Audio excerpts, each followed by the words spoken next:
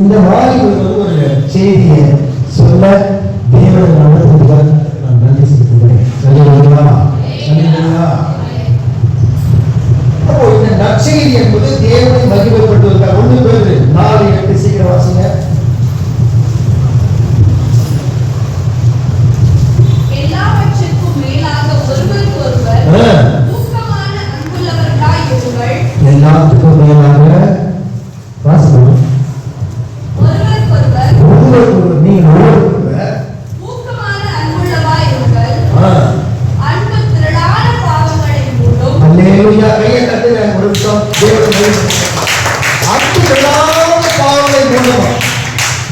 ஒருவருக்கு ஊக்கமாக அன்பு செலுத்துங்க, அரவணிங்க, விசாரிங்க. சபை வரல, ஏன் வரல, என்ன விஷயம் அப்படின்னு கேளுங்க.